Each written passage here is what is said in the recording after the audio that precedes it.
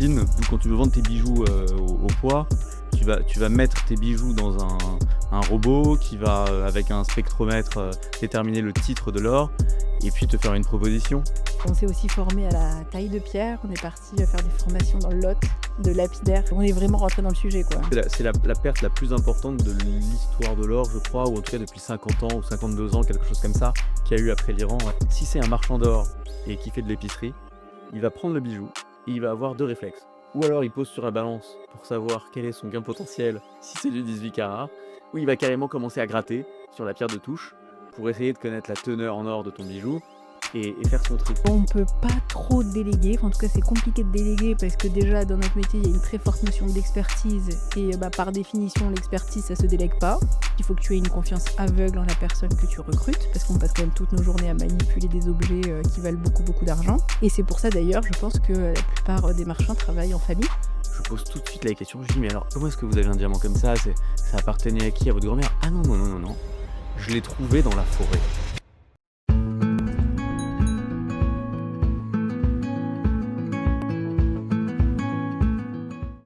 Bonjour à tous, il y a des objets qui traversent les modes, et puis il y a ceux qui traversent les générations.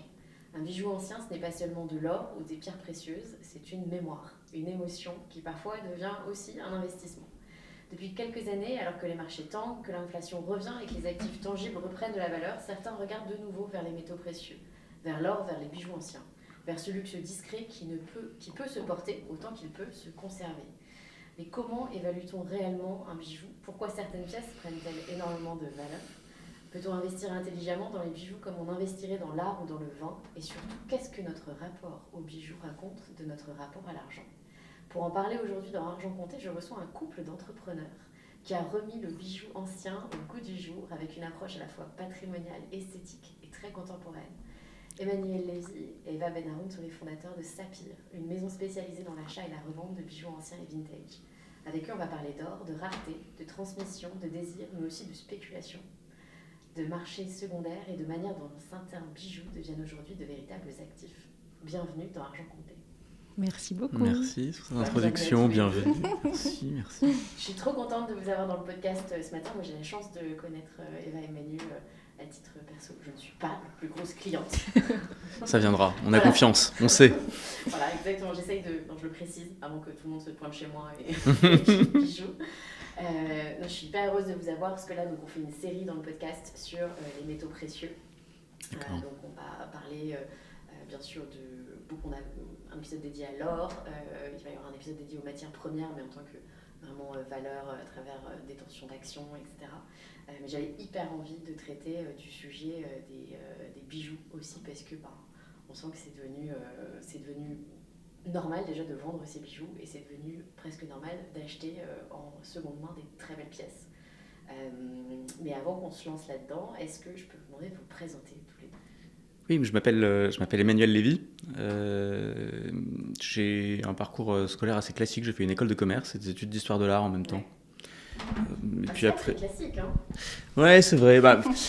C'était classique pour moi parce que l'école de commerce, c'était un peu pour ma mère et l'histoire de l'art pour moi. Il a fallu concilier les deux.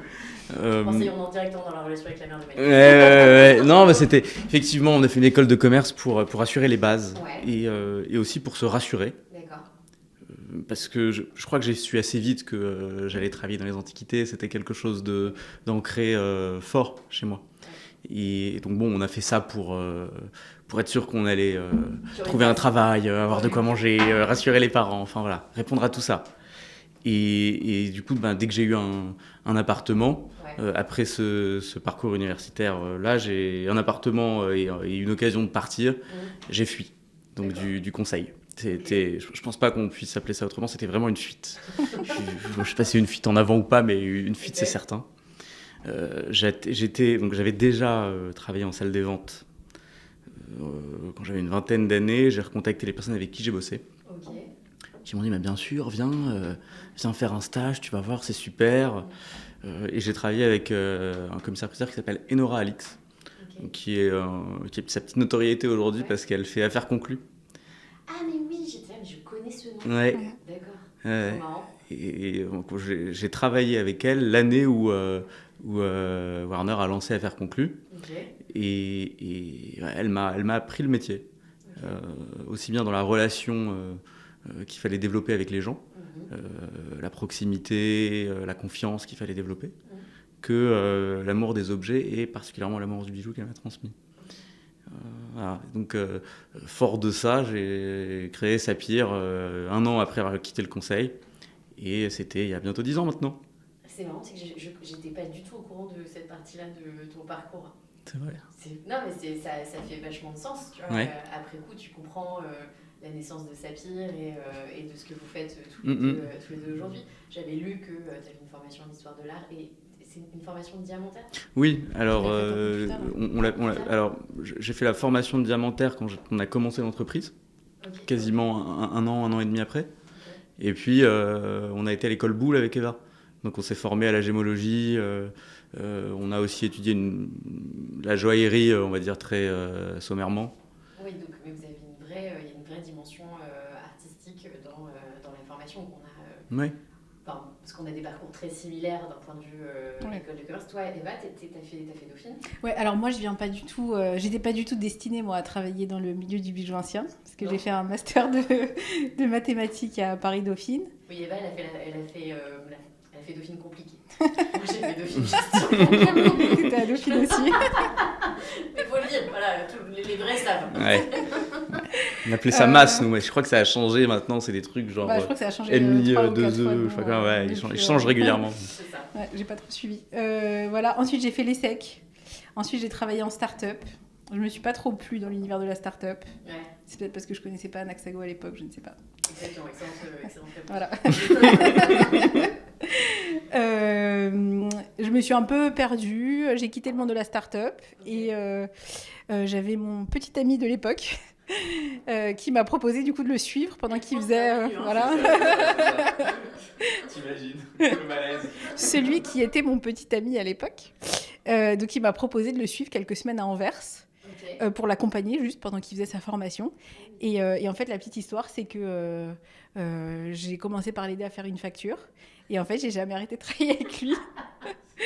Donc ce voyage à Anvers, c'était très rentable. J'ai gagné un métier, pour tous les deux, je crois. Tous les deux, ouais. J'ai gagné un métier, une passion, un mari, une famille. Voilà. Il était canon ce voyage à Anvers. On recommande Anvers. Et c'est marrant, oui, vous vous êtes pas dit, tiens, on se lance, on le fait tous les deux, on regarde. Non, passion commune. Bah, ça s'est vraiment fait.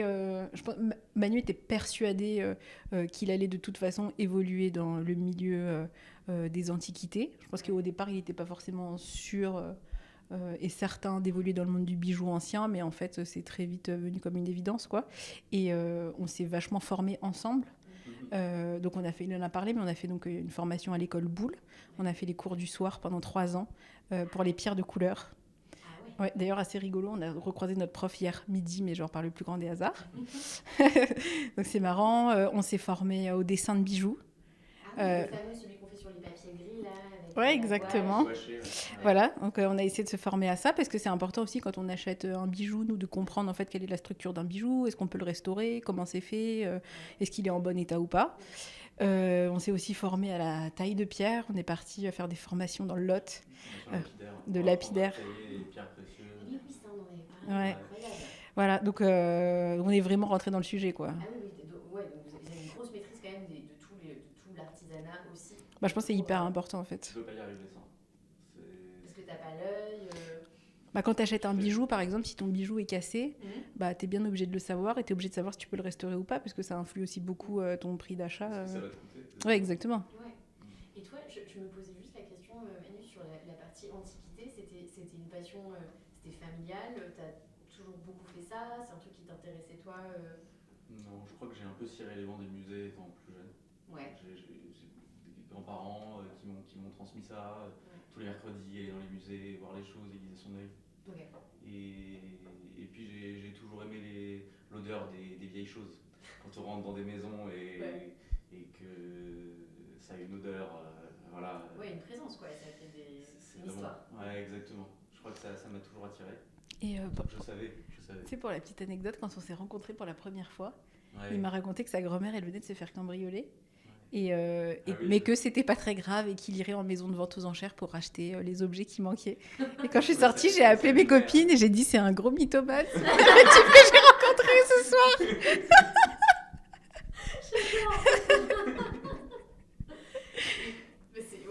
Parce qu'on était hyper jeunes en fait. Tu vois, c'était la meilleure anecdote. 100% vrai, pas de stress. 100% vrai.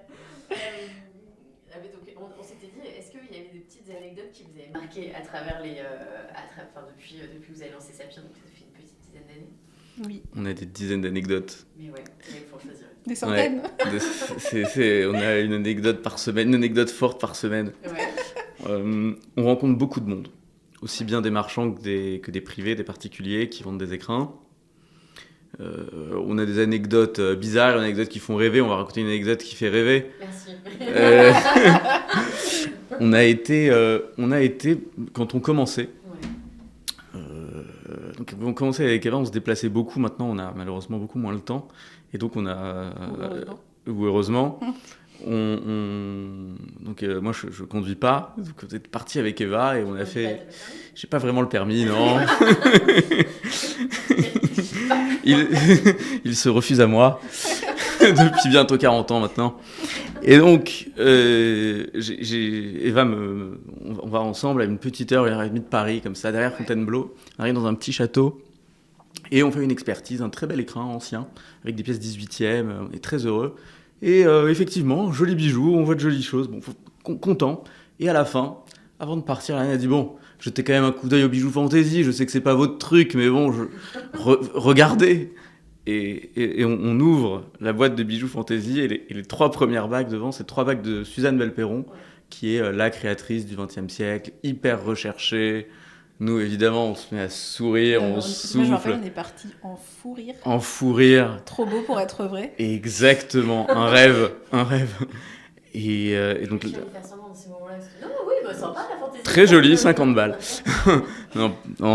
Du coup, on lui a dit, on lui a dit ce qu'elle avait. Ce qui est très drôle, c'est qu'elle savait pas qui était Suzanne Belperron du tout, ce qui est parce que le cas de. Les bijoux lui appartenaient pas directement en fait. Hein. C'était les bijoux de sa grand-mère. Ok. Donc c'était vraiment la première période de Belperron, les années 30, top, Belperron-Boivin. Donc on a vu ses bijoux, elle a gagné au loto ce jour-là, nous on était très heureux. Ouais. Voilà, je crois que ça a été un peu un point de départ pour Sapir, de trouver ces bijoux-là. Ça a été important, c'est une première vraie affaire. Donc, oui, mais elle est assez fondatrice cette anecdote. Exactement, ouais. C'est pour ça que je la raconte. Parce que concrètement, Sapir, si on devait le résumer en quelques mots, comment vous vous définissez comment? Alors nous, on se considère comme des antiquaires en joaillerie. Okay. On a une approche assez actuelle et moderne, voire mode du bijou ancien. C'est hyper important pour nous. Alors moi, je parle plutôt du côté vente parce que je suis plus à la vente et Emmanuel est plus à l'achat. Mais c'est très important pour nous d'expliquer aux gens qu'on ne vend pas du vieux et que c'est tout l'inverse, en fait, qu'on vend du beau, on vend du rare, on vend de l'exceptionnel, on vend des choses qui n'existent plus. Et l'idée, c'est un peu de sortir des clichés peut-être un peu vieillots que tu peux avoir quand tu penses à une brocante ou quelque chose comme ça. Et c'est vraiment introduire une notion de luxe assez forte. Donc dans le bijou ancien, on fait hyper attention. Par exemple, quand on présente un bijou, on le présente jamais comme ça. On réfléchit toujours à la tenue qu'on va porter avec. Et chaque bijou est toujours bien posé comme il faut, où il faut, avec la bonne tenue. Donc voilà, on essaie de mettre beaucoup d'attention dans la manière qu'on a de présenter les bijoux. Ouais, bon, tu sens qu'il y a une intention assez forte, rien que dans la sélection en fait. Exactement, ouais. Chez Sapir. Pas du tout des choses que tu t'adonnerais à voir. Parce que je trouve qu'il y a une grosse tendance en tout cas dans le bijou de seconde main, si tu vas sur des plateformes très mainstream, type vestiaire collective, etc. Ça va être dans l'idée de trouver un bijou d'aujourd'hui un peu moins cher parce que déjà porté. Donc, ouais, nous, c'est pas trop ce qu'on fait. Ouais. Moi, j'ai pas du tout cette impression. Pour nous, entre nous, on appelle ça vraiment de la seconde main, c'est-à-dire vraiment trouver des pièces qui existent aujourd'hui en magasin, mais que tu peux trouver à des prix moins importants. Exactement, c'est du bijou d'occasion. Nous, on va plutôt aller chercher, t'en parleras mieux que moi, Emmanuel, mais on va plutôt chercher des pièces des années 50 à 80 qui ont été soit signées de grandes maisons, soit faites par de grands ateliers parisiens, qui sont plus complexes à trouver, qui ont un véritable intérêt joaillier, enfin, voilà, qui ont un peu une particularité qui fait qu'on a envie de les posséder, quoi. Qu'est-ce que vous avez trouvé plus compliqué dans le lancement de Sapir, les grands défis auxquels il a fallu faire face? Le premier défi, c'est la clé psychologique. C'est-à-dire que, avec Eva, on dit souvent qu'on achète plusieurs Twingo par semaine. Et c'est vrai, parce que... Après, je vous donnerai le conseil que Eva m'a donné. Comment on achète. Et c'est vrai. C'est-à-dire qu'on nous présente des bijoux et il faut les acheter sur table. C'est l'expression consacrée. Être capable de dépenser, ça veut dire qu'on on te présente les bijoux, tu les expertises et un quart d'heure après, tu fais un chèque de 35 000 €. C'est une belle Twingo là, toute option. Twingo, toute option. Donc il faut être capable de visualiser le prix de revente, d'être patient, ouais, je suis pas très voiture, comme vous avez compris. De pas paniquer, le soir de rentrer chez soi et d'avoir l'esprit clair. Ouais. Donc voilà, le fait de passer ce cap, de devenir marchand, de dépenser, de pas avoir peur de se tromper. Parce que avoir peur de tes impulsions en fait, te dire qu'elles viennent d'une intuition et que ça... Exactement, que l'intuition est une forme de connaissance et que finalement on se trompe pas, ou quand on se trompe ça fait partie du jeu, mais de se faire confiance, apprendre à se faire confiance, ça c'est le plus grand des défis quand on commence ce métier. Ce qui est très difficile aussi, et c'était très difficile quand on a commencé, et ça l'est toujours, c'est de trouver des beaux bijoux, de la marchandise qui soit j'allais dire, qui rentre dans notre sélection. Et puis qui donne envie aux gens aussi de passer la porte de chez toi. Exactement, c'est très compliqué. Ça l'a toujours été. Ça devient de plus en plus difficile. Ça l'a toujours été, c'est-à-dire que quand on a commencé, c'était déjà difficile. Quand on parle à nos aînés, ils nous disent que pour eux, c'était du beurre, qu'il y avait plein de choses sur le marché, que le marché n'était pas ouvert, qu'il n'y avait pas Internet, et donc en fait, il suffisait d'aller en salle des ventes, qu'on pouvait acheter toute la vente et la revendre 20% de plus à un Américain qui passait par là. Nous, c'est pas du tout ça. On est en compète avec la terre entière. On se bat contre un téléphone aux États-Unis, contre un acheteur asiatique qui est dans la salle. C'est beaucoup plus difficile d'acheter de belles choses au bon prix. Donc voilà, il faut être là, présent, épier les salles des ventes, aller voir d'autres antiquaires, tisser des liens forts aussi bien avec des collectionneurs qu'avec des marchands dont c'est pas le métier que d'avoir la marchandise que nous on recherche. Voilà, c'est un défi permanent auquel c'est un métier de réseau, vraiment. Oui. Parce que vous achetez beaucoup en salle des ventes. On achète beaucoup aux particuliers. On achète beaucoup aux particuliers, on achète beaucoup aux marchands. Beaucoup aux marchands. Ouais. Mais on achète depuis 1 an et demi, 2 ans, de plus en plus en salle des ventes aussi. D'accord. Ouais. Ok. Parce qu'il faut trouver les bonnes pièces et qu'avec la réflexion du marché. C'est précise aussi, donc en fait on sait exactement ce qu'on cherche. Donc il y a moins d'aléas à aller en salle de vente et l'impulsion est plus mesurée. Enfin, l'impulsion, vous savez la doser, quoi. Oui, on essaie de se mettre d'accord. On dépasse toujours, ça fait partie du jeu, mais on essaie de se mettre d'accord avant sur le prix qu'on va mettre sur un bijou. Voilà. Et puis il y a un troisième aspect qui est pas simple. Nous, on vient pas du sérail, on vient pas du monde du bijou. Oui, en fait, vos familles ne faisaient pas ça du tout. Pas du tout. Non. C'est des milieux très héréditaires. Oui. Les marchands, généralement, sont marchands depuis plusieurs générations. Ouais. Donc, il a fallu gagner leur confiance. Gagner la confiance de ces gens-là quand on commençait à travailler avec eux. Gagner la confiance des particuliers qui nous confiaient leurs marchandises. Se faire connaître aussi, se faire être recommandé. Et ça prend un peu de temps. Et c'est une confiance qui est aussi dure à gagner que facile à perdre. Donc, c'est très exigeant comme métier. J'imagine. Et puis vous êtes lancé jeune. Donc en fait, et on s'est lancé jeune. Donc en fait, on arrivait avec nos petits visages juvéniles. Je me rappelle, j'allais voir les grands marchands, enfin au départ, quoi, pour me présenter. Et ils me tapotaient sur la tête en m'appelant mon petit chou. Ouais, c'est exactement ça. T'as tellement une bonne tête. Tu vois. C'était pas très simple d'avoir une légitimité quand on t'appelle mon petit chou. Oui. Mais ils savent pas qu'Eva est totalement retors. Le premier truc qu'Eva m'a dit, c'est quand tu achètes un bijou à un marchand, si tu négocies pas, tu risques que le mec se rende compte. Alors ça dépend qui et pour quel bijou quand même. Hein. Non mais tu sais que, bon, j'y vais de ma petite anecdote. J'attends de la recevoir, donc j'essaye de pas trop me jinxer, mais moi il y a un bijou d'une nana qui s'appelle Juju par, je sais plus exactement, un bijou coquillage que je trouve magnifique, qui est en métal argenté, donc c'est pas ultra précieux, avec des gouttes, etc. C'est un truc que je regarde depuis très longtemps. Son prix ne fait qu'augmenter avec le prix de l'argent. Est-ce que c'est un message subliminal à ton mari ? Non, mais Il est x2. il est même pas caché là, j'ai l'impression. C'est plutôt direct. Et l'autre jour sur Vinted, je cherchais des coquillages parce que j'ai une idée de business, donc il faut que je te parle, Eva. Rien à voir. Et je tombe sur l'image même, le même collier, mais le même collier à 52 €. J'espère que tu l'as acheté. Alors je l'ai acheté, et en fait je l'ai acheté très vite. Le truc c'est qu'elle l'avait mis en ligne 7 heures avant, et je l'ai acheté direct au prix, sans lui demander la photo de l'arrière du collier, où tu vois en fait la signature de la plasticienne. Je suis persuadée que le truc va arriver avec les signatures de l'ANA. A priori, j'ai pas trop de doute là-dessus. Et sauf que 10 heures après, je me reconnecte, et je vois qu'elle a mis le même collier à 30 balles plus cher. Donc je pense qu'elle n'a toujours pas compris que c'était vraiment... mais en mode, je pense que Lana s'est dit, effectivement, si je l'ai vendu au bout de 7 heures sur Vinted à ce prix-là... C'est que c'était pas assez cher. Et j'ai pensé à Eva, je me suis dit, Caro, t'as compris. C'est marrant, c'est un conseil de marchand. Ouais, c'est vraiment c'est ouf. C'est le truc du marchand, ouais. Ouais.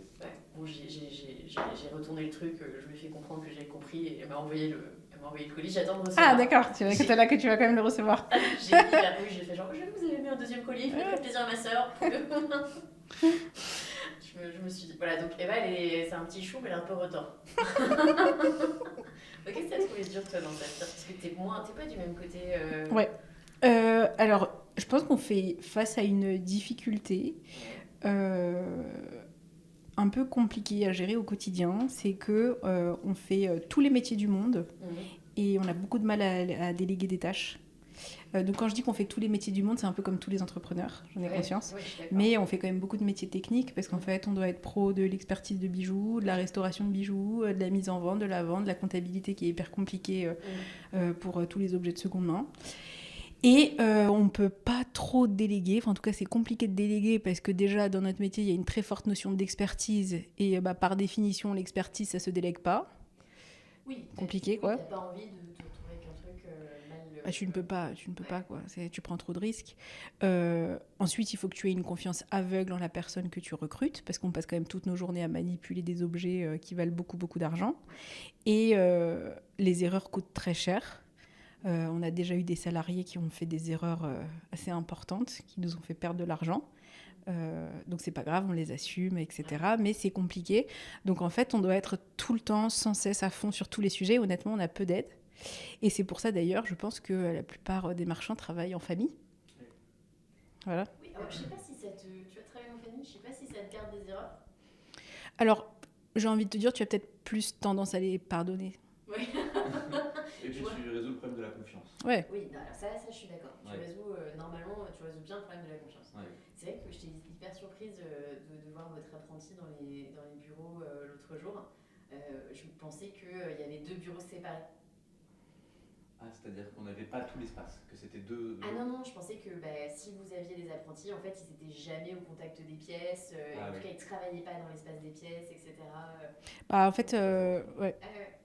Les personnes avec qui on travaille prennent les bijoux en photo principalement. Donc en fait, ils sont obligés d'être au contact. Alors après, on laisse jamais les clés du coffre ou des choses comme ça. Hein. Mais ils sont quand même obligés de toucher, de manipuler les bijoux. Et puis même pour eux, en fait, pour bien faire leur métier aussi, il faut bien qu'ils comprennent ce que c'est que les bijoux. Donc il faut aussi les toucher, les voir.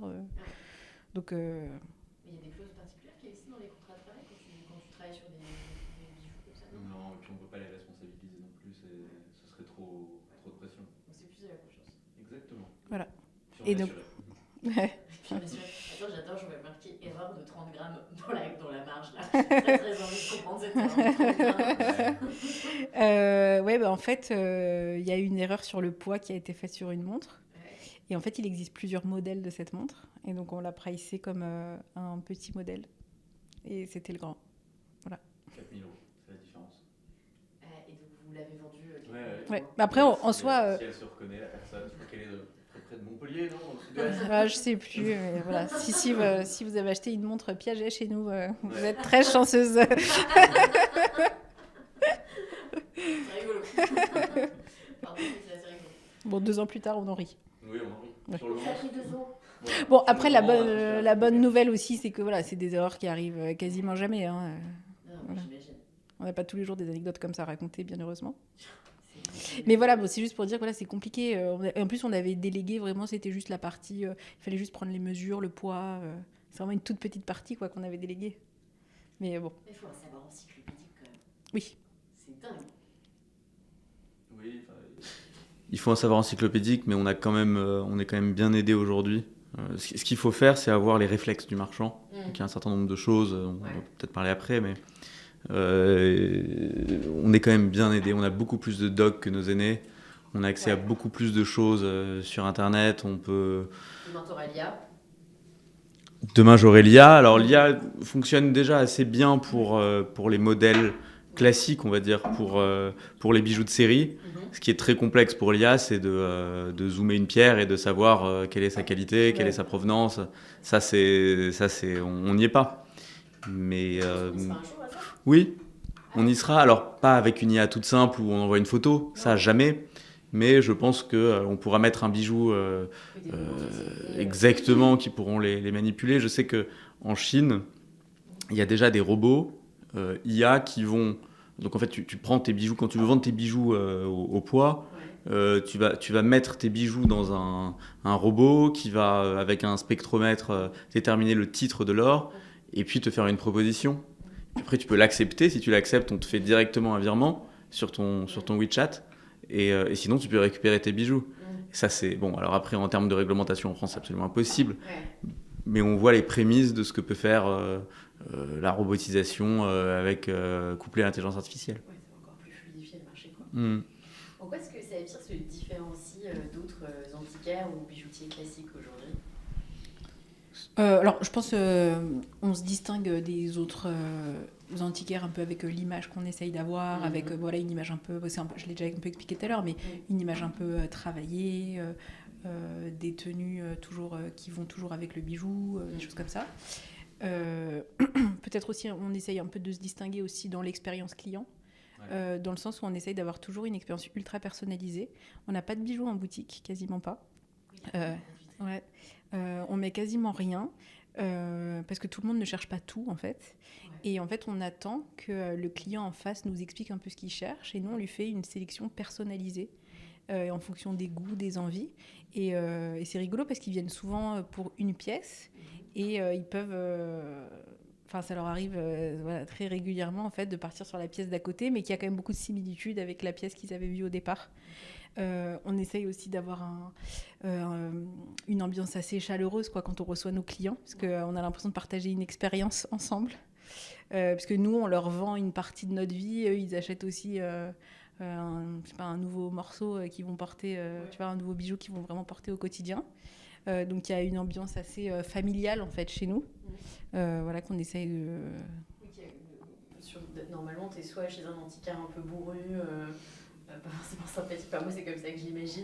On essaye de ne pas être cet antiquaire bourru. Moi, à l'achat, j'ai des relations qui sont très suivies avec les gens avec qui j'ai travaillé.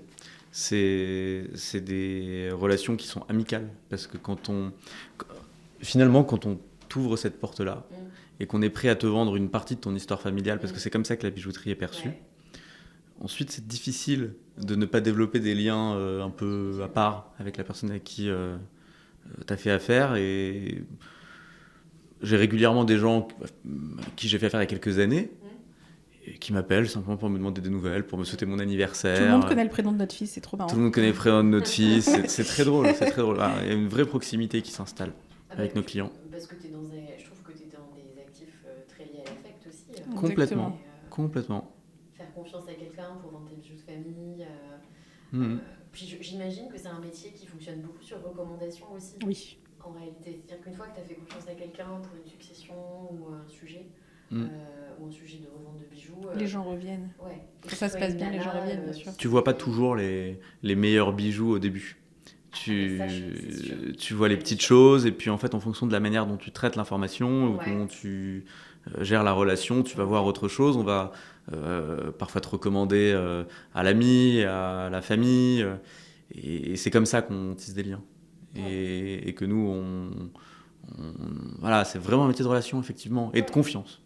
Mais tu vois, moi, je pense que si demain je vendais mes bijoux avec quelqu'un et que ça se passait bien, je recommanderais à mes copines, si tu as besoin un jour, franchement, c'est qu'il faut aller voir. Je pense que tu as vraiment c'est l'actif de la confiance dans la construction de la marque est essentiel dans votre Complètement. métier. Je pense que c'est pour ça que c'est aussi des business familiaux. Tu transmets la réputation de génération en génération aussi. Exactement, ouais. Et puis, il y a quand même pas mal d'acteurs sur Paris. Ouais. Et donc, en fait, tu n'as aussi pas d'autre choix que d'être très transparent face à tes clients. Ah oui, tu peux pas... oui, si tu essayes de flouer, tu veux dire... Ceux qui essayent de flouer, en fait, on sait très vite qu'ils essayent de flouer. Et ils tiennent pas. Oui, ils tiennent pas. Ouais. Oh, mais ça m'étonne pas. Ouais, t'as la sanction de la... Ouais, c'est le coup près. Du groupe, quoi. Ouais. Dans quel cas vous conseillez... vous avez donc 3 modes de vente. Dans quel cas est-ce que vous conseillez le rachat direct, le dépôt-vente? Je savais même pas que vous faisiez du dépôt-vente. Oui. Ou la vente aux enchères. C'est en fonction de la pièce Ouais. C'est en fonction de la pièce, c'est en fonction aussi des besoins du client. Le rachat direct, c'est... bon, alors déjà, la première chose, c'est si on a envie d'avoir une pièce, on est prêt à la payer le prix qu'il faut. Et on va pas... un peu, au cas où, que le mec s'en rende compte. Ouais, enfin, vraiment, on est capable de faire une offre ferme et on va pas chercher fondamentalement à l'avoir en dépôt-vente parce qu'on la veut absolument dans notre sélection. D'accord. Ok. Ceci étant dit, vous savez, les clients ont différentes...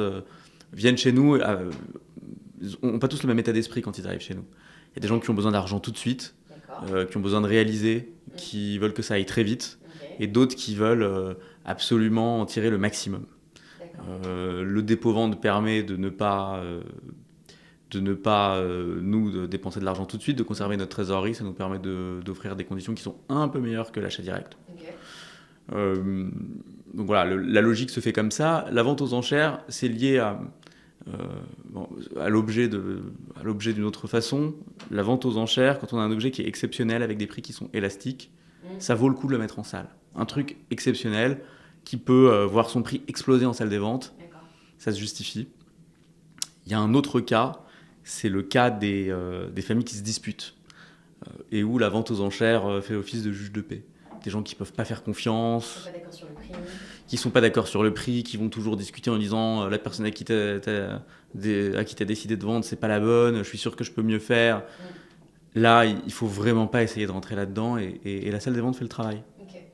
Après, je pense qu'il y a aussi il y a vraiment un type d'objet qu'il est intéressant de mettre en salle des ventes et d'autres peut-être un peu moins, quoi. Des bijoux assez faciles à trouver, je sais pas, par exemple une petite alliance toute simple. Aucun intérêt. Voilà, il n'y a pas vraiment d'intérêt à la mettre aux enchères parce que les prix vont pas particulièrement s'envoler et les frais sont assez élevés. C'est plutôt nous on conseille plutôt les clients de mettre des pièces aux enchères quand les pièces sont plutôt rares et qu'on sent qu'il y a plusieurs personnes qui peuvent se battre pour et donc faire augmenter le prix de vente. Ouais. Oui, c'est très bien dit, effectivement, d'avoir un prix élastique, tu le sais, et en fonction du timing.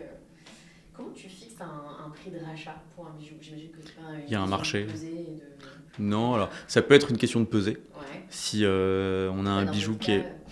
Alors, quand on rachète des écrins, il y a de tout. Il y a tout. Qu'est-ce que ça veut dire acheter des écrins? Ça veut dire que quelqu'un arrive au moment d'une succession et présente les bijoux de famille.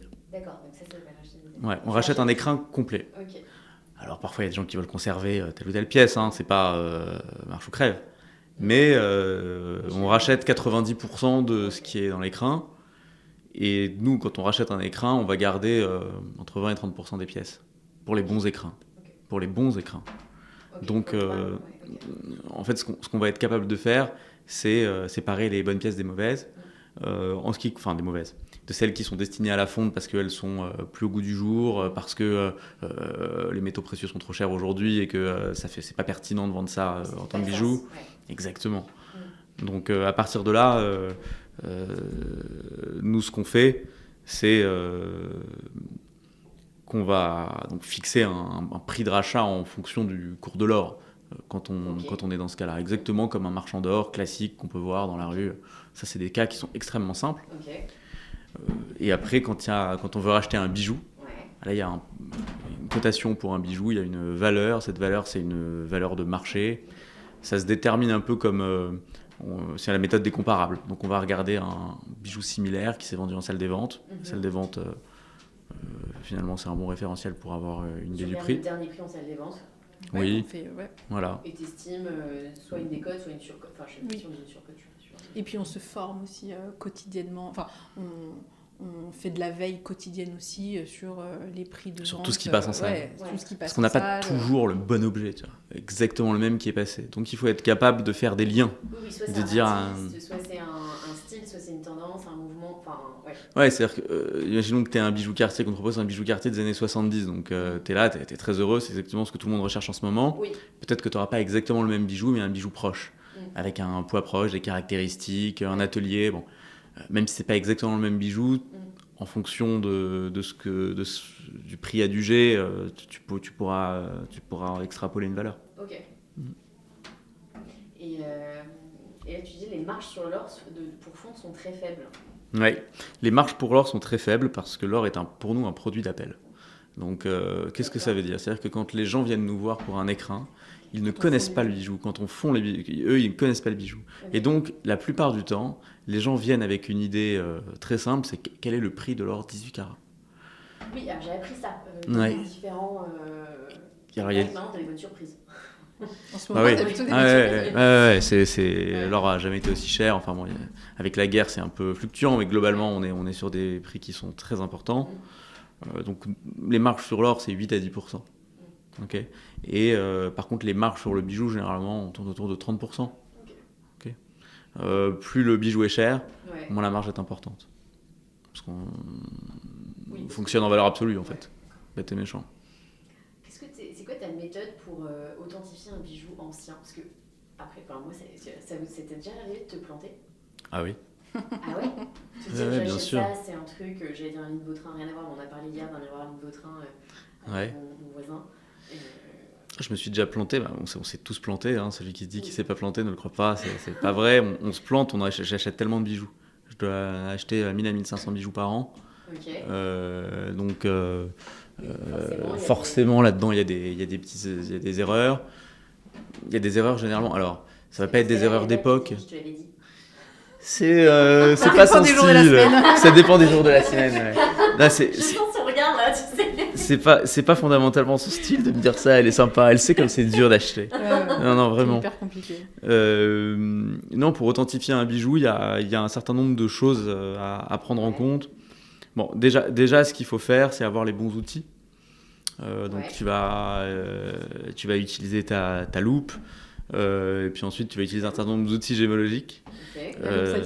La loupe x10, ouais. Donc ça veut dire que tu loupes 10 fois.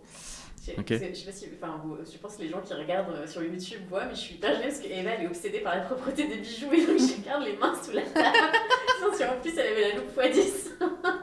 Je me permettrai jamais. Non, mais on sait que tu es obsédée par la propreté des bijoux. Ok, donc la loupe x10. La loupe, un certain nombre d'outils gémologiques. Donc le leverage, c'est un pied à coulisses qui permet de déterminer la taille des pierres. D'accord. Le spectromètre, le réfractomètre qui te donne des caractéristiques physiques des pierres. Okay. La pierre de touche qui te permet de déterminer le titre du bijou. Donc le titre de l'or, c'est du 14 carats, du 18 carats. Ça, c'est un pourcentage d'or qu'il y a dans l'alliage. Okay. Et puis de la documentation. Et alors la documentation, c'est des monographies de marques. Donc Cartier, Van Cleef... des catalogues de vente aux enchères, des livres de poinçons. Okay. Donc il y a un bouquin qui répertorie l'ensemble des poinçons 19e et 20e en France, qui est aujourd'hui un outil que j'utilise quotidiennement. Voilà. Et avec tout ça, tu arrives à authentifier un bijou, à savoir si la pierre est vraiment une pierre ou si c'est du verre, pour être schématique, à avoir en fonction des poinçons une époque parfois. Okay. Donc ça, c'est nécessaire. Okay. C'est les outils de base du marchand. Oui, et d'où la formation, toutes les formations que vous avez faites avant de lancer, dans le cours dans le lancement de la boîte, quoi. Exactement. Ouais. C'était inenvisageable avec juste une formation business. Disons, je pense que ça nous a empêché de faire beaucoup d'erreurs, surtout au début, quoi. Okay. Ouais. On en a fait quand même. Mais oui. Ça te permet, disons, d'avoir 80% des bijoux que tu peux estimer très rapidement, au premier coup d'œil. Et après, il faut chercher. Ouais. Et c'est pas un problème de chercher, c'est même tout à fait sain. Parfois, on a des pierres pour lesquelles on se pose des questions. Parfois, on ne peut pas nous le déterminer sur place parce qu'on n'a pas les outils gémologiques qui sont nécessaires. Et donc là, vous allez voir un laboratoire. Ouais. Surtout pour les pierres, beaucoup pour les pierres de beaucoup couleur. Pour les pierres de couleur. Même les diamants en vérité aujourd'hui avec le diamant de laboratoire. Mais... Exactement, les diamants de laboratoire. Bon, alors maintenant il y a des machines qui s'appellent Sherlock Holmes. Donc, on a des machines qui sont assez perfectionnées, mais ça avance très vite, donc ces machines sont vite dépassées. Voilà. On fait appel au laboratoire assez régulièrement, ça permet de se prémunir de ce genre d'erreurs.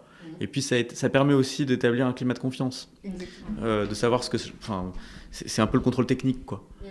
T'es face à quelqu'un, il a un certificat gémologique pour sa pierre, pour sa perle, il sait ce qu'il a en main.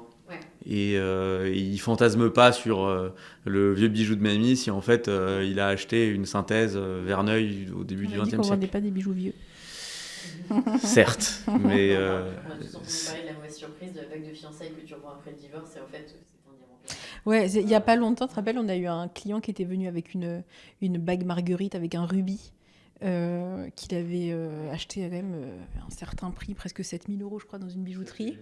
Et on a fait faire le certificat pour lui en lui disant désolé monsieur, mais nous on peut pas racheter ni expertiser votre bague. On n'était pas serein déjà. Non, pas serein, mais on lui a dit surtout monsieur, moi je peux pas vous donner un prix, je sais pas ce qu'il y a au centre de votre bague. Si vous l'avez acheté 7 000 €, j'imagine que c'est une belle pierre, mais moi j'en sais rien. Et en fait, il s'avère que c'était après certificat, on a vu que c'était une pierre complètement traitée qui s'achète. Ouais, ça s'achète 10 € chez les... Ouais. Ouais. Donc même vous, quand vous achetez un bijou, un certain prix, exigez un certificat. C'est la moindre des choses. C'est pas professionnel que de ne pas en fournir. Ouais. Mais je vous avais raconté en Italie la bague avec une perle où ah oui, ça me dit quelque chose. On rentre et pareil, une bague Marguerite avec une très grosse perle. Et le type me dit c'est 7 000 €, puis je retire la bague, il me dit c'est 3 500. Ouais. Que dit le certificat? On donne pas de certificat. Ah d'accord. Ouais, tu peux claquer la porte. Bon bah merci, je mange des pâtes. Ouais, c'est ça, ouais. Non, mais bon, après, là, ça, c'est un très mauvais commerçant. Enfin, je veux dire, ce qu'il a n'a aucune valeur. C'est quoi les types de faux, de surprises que vous rencontrez le plus souvent? Le plus souvent, c'est des bijoux modernes, blockbuster, genre le Love ou le Clou de Cartier, réalisés à Hong Kong, à Hong Kong et qui nous arrivent avec une fausse boîte, un faux certificat. Mais c'est hyper bien fait. Hein. Ah bah, non, mais c'est de l'or 18 carats. Hein, c'est de l'or 18 carats. Ah oui, c'est des vrais faux, c'est impressionnant. C'est des vrais faux. Donc on le voit à la signature qui est un peu baveuse. Il y a des incohérences vraiment manifestes, mais si t'es pas du métier, tu te fais avoir. On te vend ça pas donné, à mon avis. Je sais pas du tout. En première main. En première main, il y a au moins la valeur des métaux. Ouais. Je pense qu'il y a une petite prime. Et puis après, les gens viennent ici. Oui, voilà, je me suis séparé de mon conjoint. Donc ça c'est ce qu'on voit le plus souvent. C'est les faux pour tromper. Et après, il y a des faux un peu comme ce dont Eva vient de parler. Ouais. C'est-à-dire les gens qui se sont fait avoir probablement par des bijoutiers qui eux-mêmes ne connaissaient pas les pierres. Mais si ça se trouve, il s'est même pas fait avoir par le dernier bijoutier qu'il a vendu. Ça peut être... Non, le mec savait pas trop ce qu'il avait, il a dû monter ça comme ça. En fait, les bijoutiers sont pas experts en gémologie. Hein. Eux, ils fabriquent des montures. Les joailliers, c'est des gens qui travaillent le métal. Donc, ils n'ont pas fondamentalement les compétences. Oui, soit ils travaillent avec des gémologues, des marchands de pierre très de confiance. Et regardant, soit ils cherchent un prix, et il n'y a rien de gratuit hein, dans ce monde-là. Donc, c'est les deux cas. Ouais, et d'ailleurs, je t'entends souvent... Les faux pour tromper et les faux par ignorance. Je t'entends souvent au téléphone aussi, dès qu'on te propose des pièces modernes, demander toujours s'il y a la facture d'achat. Ouais. Et souvent, s'il n'y a pas la facture d'achat, tu n'y vas pas. Oui, c'est vrai. Alors, il y a un certain type de pièces modernes, c'est-à-dire vraiment les bijoux Fred, la Manie, Force 10, le Cartier Love, les Alhambra. En fait, faut arrêter. C'est toujours la même chose. On propose toujours la même chose. C'est toujours le même scénario. Il faut changer d'histoire. Il faut faire autre chose, les gars. Voilà. Hein, oui, les faux livreurs se sont mis aux fausses photos. Il y a cette histoire. Ça va pas du tout. C'est ouf. Ah ouais, ça m'étonne pas. Mais c'est vrai que moi, je me suis dit ça en voyant se multiplier ce type de bijoux aussi au poignet des gens dans la rue. Bien sûr. Je me dis, en fait, il doit y avoir... Le marché du faux sur ce type de bijoux modernes, blockbuster, il doit être colossal. Ouais, après, comme c'est pas trop notre marchandise, on n'y a pas non plus trop accès. Hein. On est assez... Vous, c'est quand même un peu pointu. Exactement. C'est pointu, mais j'ai tous les jours des gens quand même qui me contactent sur WhatsApp 0086, donc qui viennent de Chine. Ouais. Hello my friend, here is my collection, perfect fake. Voilà, donc tous les jours, quotidien. Et donc là, tu parles de Chine. D'où est-ce qu'elles proviennent les pièces que vous vendez en général? Donc il y a les dépôts, les enchères, vous importez beaucoup? On n'importe pas beaucoup. Il faut dire qu'on est assez privilégié en étant en France. Ah ouais. Ouais, c'est vraiment le grenier du monde pour les antiquités. C'est une terre de prédilection pour la joaillerie. C'est merveilleux. Les grandes marques sont françaises. Oui. Cartier, enfin voilà, les marques de la place Vendôme, Cartier, Van Cleef, Boucheron, Chaumet, tout ça, c'est des mythes. Donc on est très très très privilégié ici. On importe peu. On voit des bijoux revenir. On a acheté des bijoux à une dame qui les avait achetés de France, mais depuis la Chine. Donc on fait un peu ça aussi, mais ça reste à la marge, franchement. C'est vrai que tu vois, je devrais citer des maisons de joaillerie très connues. J'ai des italiennes qui me viennent en tête. Ouais. Ouais. Bah, Buccellati. Buccellati, Bulgari peut-être. Voilà. Ouais, Pomellato. Pomellato, mais américaine, anglaise, je saurais même pas dire. Harry Winston, américaine, il y a Tiffany, voilà, c'est ça, maintenant c'est pas en français, mais... Ouais, mais c'est vrai que oui, j'avais pas réalisé à quel point c'est un savoir-faire très européen, très français, très continental. On est très gâtés. Très gâtés. C'est magnifique. Je voyais les livres l'autre jour dans votre showroom, c'est incroyable. Et puis les pièces sont sublimes. Tu disais, Eva, que parfois vous aviez une bonne relation avec des marchandeurs et que vous alliez fouiller dans leurs fonds. Oui, alors donc comme on le disait au début, nous on achète donc aux particuliers, on achète de plus en plus en salle des ventes. Okay. Et on essaye de faire de plus en plus de partenariats avec des marchands d'or dans toute la France, parce que chacun a ses spécialités. Et donc c'est des personnes qui peuvent connaître le bijou, mais qui peuvent aussi ne pas forcément le connaître.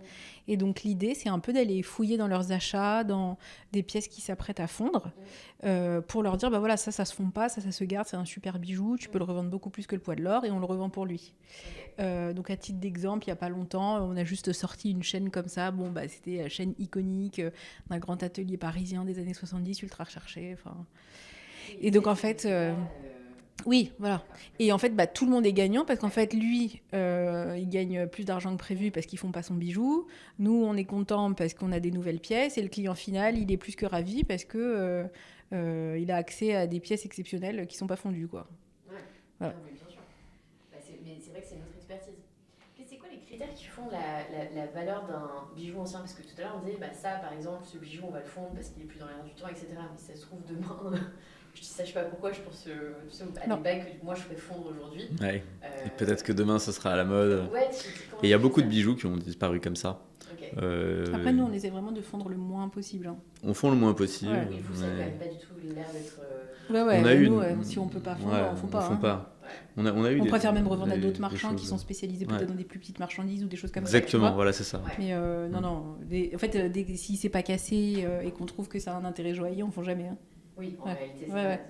D'accord. On a eu des histoires un peu folles comme ça. J'ai une dame donc, qui est de la famille d'Artus Bertrand qui est, voilà. Et elle me dit en fait mon arrière-grand-mère elle avait une sublime parure de chez Lalique et donc on a gardé quelques perles mais ils ont fait fondre la monture et donc elle me montre une broche Cartier, donc monture Cartier. C'est Cartier qui a remonté le bijou à partir de perles fines qui étaient sur une parure Lalique. Donc en fait tu te dis mais je passe. Donc il y a une vieille photo du bijou de 1910. Je pense que le bijou vaut 1 million d'euros aujourd'hui. Donc effectivement, il y a des bijoux qui sont désuets à un moment et qui peuvent revenir en grâce. C'est possible. Bon, par contre, il y a aussi des choses objectives avec des bijoux qui sont des bijoux de série, qui pèsent aujourd'hui beaucoup trop lourd. Et qui ne pourront jamais être vendus en tant que bijoux si le prix de l'or reste celui d'aujourd'hui. Donc ça, ceux-là, on peut les fondre tranquillement, surtout s'ils sont cassés, surtout s'ils sont en mauvais état. Ça, c'est des choses qui sont plutôt évidentes. Ce qui permet donc ce qui fait la valeur d'un bijou, c'est d'abord les matières qu'il compose, l'or et les pierres. Okay. Son époque et est-ce que c'est un bijou qui est caractéristique de l'art déco des années 70, hyper recherché? Si c'est signé, c'est mieux. Okay. Évidemment la qualité de sa façon. Et puis le fait que le bijou soit rare et recherché. Voilà. C'est-à-dire que s'il y en a peu et que tout le monde le veut, le prix augmente. en ce moment, les tendances ou les fortes demandes que vous avez Eh ben, ouais. Grosse tendance 70, 50, 60, 70. Ouais, je dirais les années 50-80, énorme explosion de ces bijoux-là. Donc c'est vraiment le bijou vintage. Ok. Ouais. Enfin, c'est ce que nous, on appelle en tout cas le bijou vintage. Chacun a un peu sa définition du bijou vintage, mais c'est la nôtre. Ouais, pour nous, c'est après-guerre, jusque dans les années... jusqu'à la fin du XXe siècle maintenant. Même les années 90, ça devient vintage. Ouais. Oui, j'ai l'impression que Ça nous rajeunit pas. Voilà, il y a... Autant ouais. que pour ça, je crois que je suis née après les années 2000. C'est vrai que j'ai l'impression que plus personne porte d'argent. Alors, c'est ce que j'allais dire aussi. Il y a un énorme retour de fame de l'or jaune. Ouais. Assez impressionnant. Argent, tu veux dire le blanc, quoi. Oui. Mm. Ouais. Parce que l'argent revient. Oui. D'accord. La matière. Je savais pas. Ouais. Oui, non, pour moi, l'or jaune, enfin la couleur, moi j'ai toujours porté ça parce que ça a toujours été mes couleurs, Ouais. mais aujourd'hui, j'ai l'impression de ne voir que Oui, ça. il n'y a plus que ça, ouais, je suis d'accord. Surtout, franchement, dans le marché du vintage, c'est assez impressionnant.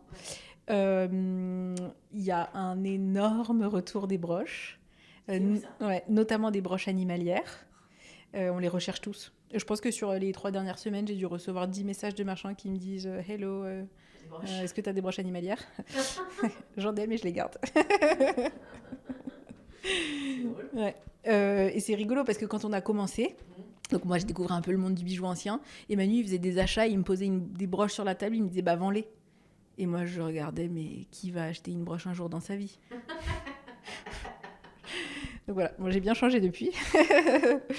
Et en plus on adore les broches parce qu'on les pose un peu partout dans les cheveux, sur les manches, on adore détourner les broches. On est d'accord que la broche revient, mais pas la broche sur le revers du col en fait. Bon, on essaye nous en fait de montrer que... Ah ouais? Ouais, elle fonctionne toujours sur le revers du col. Mais c'est un peu détourné, c'est-à-dire que ça devient sympa. Moi j'ai vu sur des gros pulls en cachemire, tu sais, ou double broche. Exactement. C'est sublime. Ouais. Voilà, les doubles clips que tu peux mettre sur une chemise de chaque côté d'une chemise. Ouais. Et enfin, on trouve ça magnifique, quoi. C'est superbe. Il y a un autre truc qui est hyper à la mode, c'est particulièrement chez les Américains. C'est ce qu'ils appellent la bold jewelry.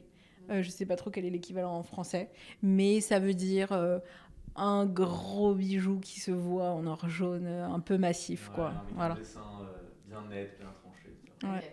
Voilà. Gros bracelet, du gros pendentif.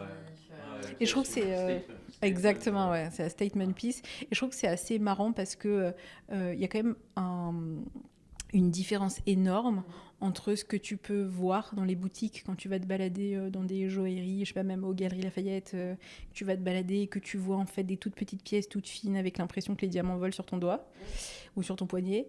Et cette mode du vintage, au contraire, qui est super forte, avec des bijoux qu'on assume et qu'on porte. Les années 80 à mort, quoi. Exactement. Exactement. 70-80. Ouais. Voilà. Et je dirais la dernière chose, c'est les diamants taille ancienne. Donc on appelle ça les diamants old mine cut. Donc ça c'est un peu pareil. Quand on a commencé, qu'on allait voir des marchands, en fait, limite elles étaient toutes rangées dans une boîte à côté. Je sais pas quoi en faire, je sais pas quoi faire de ce truc, c'est vieillot, c'est pas la bonne taille, c'est pas comme ça qu'on vend aujourd'hui. Alors qu'aujourd'hui, voilà, on cherche que ça, quoi. Moi, c'est ma passion. Ouais, et d'ailleurs, Manu, depuis le jour 1, il est amoureux des old cut, des tailles anciennes, quoi. La bague que je t'avais montrée là, de Jessica McCormack, Ouais. le diamant Ouais. gros de la Ouais. East-West, un jour il sera. Un jour. Jessica McCormack, faut bosser dur, mais oui, c'est... Non mais cette bague là, tu vois, qui était un vieux diamant et tout, tu te dis c'est quand même, t'as des pièces magnifiques quoi. Bah, elle, typiquement, elle a remis au goût du jour une certaine manière de monter les pierres. Donc, Elle fait beaucoup avec de le paillon, ouais, exactement. Donc c'est... Paillon. Ouais. Ouais, Je sais pas trop comment expliquer. Ouais, disons que c'est fermé, on va mettre une couche d'aluminium en dessous pour que la pierre remonte. C'est comme ça qu'on montait les bijoux Ça, c'est des châteaux première très partie fermés. du 19e. Ah si, je vois très bien, ouais. Voilà. Il y a une créatrice française qui s'appelle la maison s'appelle Luce by Eve, je crois, un truc comme ça. Ah, j'ai pas. Et c'est assez similaire Ok. à cette monture, dont je ne connaissais pas le nom. Voilà, monture sur paillon. Donc tout le monde fait ça en ce moment. Elle a participé à ce retour de fame de cette manière de monter les pierres. Et les tailles anciennes, depuis des années, on dit que c'est des vraies antiquités, qu'il faut faire attention, ça fait partie de l'histoire de la joaillerie. Je pense que le XXe siècle, la première partie du XXe siècle, et même jusqu'aux années 80, a fait beaucoup de mal à la taille ancienne. On a vu les belles matières ont disparu. Donc les belles tailles anciennes, les tailles anciennes qui avaient de belles couleurs, de belle pureté, tout ça, ça a été retaillé en taille moderne. C'est pour ça que quand on en voit, on est nous, très heureux. C'est vraiment exceptionnel de voir une taille ancienne avec des qualités gémologiques exceptionnelles. Et aujourd'hui, c'est ce qui est recherché. Les tailles anciennes, surtout les fantaisies. Donc pas les pierres rondes, mais les old mine cut, donc qui sont des coussins taille ancienne par exemple, et ou les poires, les pierres qu'on appelle movales, c'est des marquises, mais qui ont un bout un peu arrondi. C'est la contraction de marquise et ovale. Voilà, donc tout ça, c'est des pierres qui sont super recherchées aujourd'hui. Il y a un marché qui est en croissance, alors que le marché du diamant global est en déclin à cause du exactement, du diamant laboratoire. Ouais. Donc, c'est la grosse tendance. Et les pierres de couleur aussi. Les pierres de couleur, ça fait quelques années maintenant, les prix explosent. Ah ouais, les prix, c'est dément, surtout pour le rubis et l'émeraude, et pour les belles pierres. Ouais. Voilà, c'est ça. En fait, les belles pierres qui ne sont pas traitées, le marché donc est drivé par l'Asie, et les prix ont explosé. Ouais. Il y a aussi, dans les grandes tendances, il y a l'art déco qui ne bouge pas, qui a toujours été adoré, l'art déco, qui est toujours adoré. C'est la valeur sûre, c'est ça. Ouais. Les belles pièces art déco. C'est marrant, art nouveau, c'était ultra recherché quand on a commencé. Et j'ai l'impression qu'on nous en demande un peu moins. Alors après, c'est peut-être... Et le 19e aussi, parce que c'était un marché qui était pareil, qui était drivé par l'Asie. Et là, ils se détournent un petit peu de ces bijoux-là. Ils vont plus chercher des bijoux signés, vintage. Voilà. Exactement. Et donc, on voit que le 19e qui avait eu son heure de gloire il y a 5-10 ans et qui revenait sur le marché, voilà, ça s'essouffle à nouveau. Il y a une tendance de mode. Voilà. Ouais. Aujourd'hui, si on a envie d'investir dans les bijoux sur le bijou ancien, qu'est-ce que vous conseillez ? Quelqu'un qui débuterait, est-ce qu'il faut viser des marques de joaillerie, des pièces spécifiques ? Alors le premier conseil, c'est de ne pas se lancer seul. Ouais. Déjà, conseil, y aller. Non, il faut vraiment pas s'improviser. Si vraiment c'est pour faire de l'investissement, donc si l'idée c'est d'avoir une démarche structurée d'investisseur, il faut pas y aller seul. Il faut être accompagné. Tu constitues ton écrin, quoi. Tu constitues ton écrin et tu le constitues avec intelligence, c'est-à-dire que tu sélectionnes des pièces qui se tiennent. Il faut vraiment construire quelque chose. Okay. Ça peut pas se faire au hasard, sinon il se passe un peu n'importe quoi. Okay. Il faut définir ses objectifs, donc un horizon de temps, un besoin de liquidité aussi, parce que tous les bijoux ne sont pas liquides de la même manière. Ouais, il y a des choses que vous avez gardées plusieurs années, vous ? Oui. Bien sûr. Ouais. Oui. Des choses qu'on a achetées cher, des choses qu'on a achetées cher et qu'on savait qu'on avait acheté cher, mais qu'on voulait absolument avoir dans notre sélection et qu'on était prêt à conserver plusieurs années. Ouais. Ça fait aussi partie de l'image d'un marchand, d'avoir une bonne pièce. Faut pas non plus que les gens le voient trop, parce que sinon, faut que ça tourne un petit peu, quoi. Si les gens se lassent. Mais oui, il y a des bijoux qui sont beaucoup plus liquides que d'autres. Typiquement, les bijoux signés, on trouve toujours preneur. Ou de bons ateliers français maintenant, mais on trouve toujours preneur. Il y a d'autres bijoux qui le sont beaucoup moins. Voilà. Tout le milieu de gamme s'est effondré ces 10-15 dernières années. C'est une tendance qui n'est pas uniquement une tendance dans la joaillerie, mais qui est une tendance dans toutes les tout le monde de l'Antiquité. Tout le milieu de gamme a disparu. Donc c'est effondré. Tu t'achètes plus, c'est-à-dire que ça a plus de valeur. En fait, c'est pas que ça a plus de valeur, c'est que les gens qui achètent des antiquités et qui s'intéressent à ce monde-là sont soit des gens qui ont assez peu de moyens et qui vont du coup vont acheter des pièces entrée de gamme sympas, soit des gens qui sont des vrais collectionneurs. Mais le collectionneur traditionnel... Exactement. Le milieu de gamme disparaît. En plus, dans le bijou, alors c'est vraiment la double peine pour le bijou. Le milieu de gamme, avec l'augmentation du coût des matières, passe à la fonte. Parce que il est trop cher pour les gens qui achetaient du milieu de gamme il y a 20 ans. Et donc, c'est un bijou qui disparaît. Et c'est quoi aujourd'hui ? Si tu devais me donner, je sais pas si tu peux donner une marque. C'est pas une marque, pas du tout. Nous, ce qu'on appelle le milieu de gamme, c'est soit un bijou qui est beau mais pas assez. D'accord. Soit un bijou qui est très beau mais trop lourd. Alors tu vois, par exemple, si tu prends Et qui n'est pas signé, Oui, voilà, et qui n'est pas signé, bien sûr. Oui, okay, oui. Le signé, c'est vraiment autre chose. Mais qui n'est pas d'une époque particulière, tu vois, qui n'est pas typique de l'art déco ou quoi.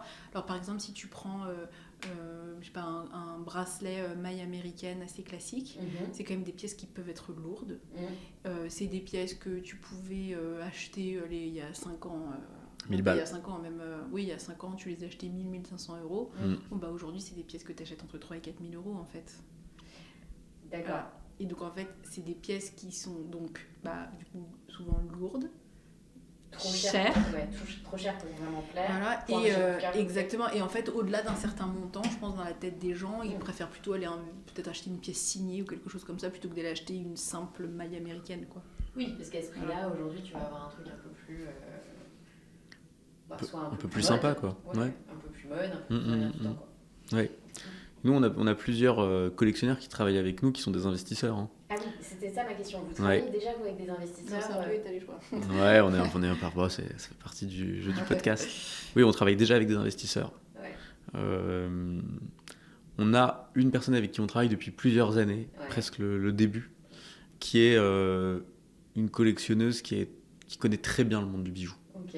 Donc c'était très plaisant de commencer à travailler avec elle parce que je pense qu'on a pu l'un l'autre enrichir nos connaissances et travailler ensemble main dans la main.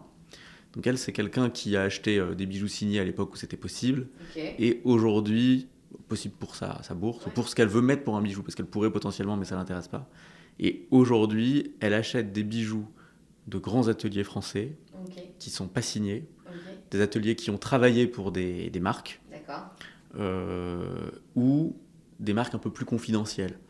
Jean Été, Brie, Chantou. Des gens qui ont pesé dans l'histoire de la joaillerie, mais dont les noms ne sont pas aussi ronflants que ceux de la place Vendôme. D'accord, mais qui vont avoir une reconnaissance... Son pari, c'est de dire que le signé qui a déjà explosé va se raréfier et que les gens devront bien se retourner vers d'autres types de marchandises et qu'ils iront vers les ateliers français. Et c'est une tendance Exactement, c'est les seconds couteaux, on pourrait dire. Voire les premiers. Mais maintenant, ça devient... En fait, on part du principe que... Je pense qu'il va y avoir un snobisme, en fait. De se dire, je vais pas dans le signé, mais je vais carrément aux ateliers qui ont bossé pour ces gens-là. Qui ont bossé pour ces gens-là. Et nous, on a eu, à titre d'exemple, on a eu l'année dernière une très belle broche, Mauboussin, qui venait de Cannes, je crois. Et donc la broche, elle avait été faite par un atelier qui est assez connu. Elle a été faite par Mauboussin, certes, avec et puis on l'a vu pour Chaumet. Et puis on l'a vu non signé. Le même bijou, exactement le même bijou. Le bijou qui n'était pas signé, il a fait, je crois, 10% de plus que le poids de l'or ou 15% de plus que le poids de l'or. Donc c'est ridicule, quoi, comme prime. Et la broche Mauboussin vaut 7-8 000 euros. Donc je pense que son calcul est intelligent. Je pense que c'est là. Et puis le marché aujourd'hui s'est déjà rendu compte de ça. Et vous, votre rôle chez Sapir, dans ce genre de situation, vous êtes son intermédiaire, vous êtes la personne vous lui cherchez des bijoux? Oui. On fait plein de choses avec elle. On fait plein de choses avec elle. On fait plein de choses avec elle. C'est presque devenu familial. Hein. Oui, tu disais, en disant, on n'y va pas seul, on se fait accompagner par un marchand qui a l'expertise. Oui. D'accord. Puis j'ai un vrai rôle de conseil, c'est-à-dire que je suis pas non plus un type horrible. Si elle m'appelle et qu'elle a vu un bijou chez quelqu'un d'autre, arrête. Enfin voilà, je l'accompagne dans tous ses achats de bijoux. Aujourd'hui, je suis devenu son conseiller. Donc son conseiller. Voilà, exactement. C'est un peu ça. Donc je l'accompagne quand elle achète chez d'autres marchands, elle me demande un avis. Est-ce que le prix est juste? Acheter avec elle, chez quelqu'un d'autre. Oui, donc c'est une vraie strat. Elle est dans une logique d'achat qui est... Voilà, elle fait ça depuis 50 ans.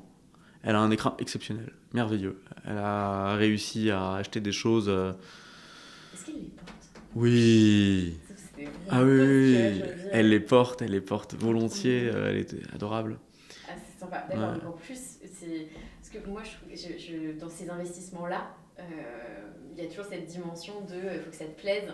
Bien sûr. C'est un conseil qu'on donne aussi beaucoup aux gens qui veulent investir. C'est le premier conseil. Enfin, je ne l'ai pas donné parce que ça me paraît évident, mais achetez des choses que vous aimez. Pas forcément que vous avez envie de mais que vous aimez, parce qu'il y a des collectionneurs qui sont des hommes. Oui, mais qui ne se baladent pas avec... voilà. Mais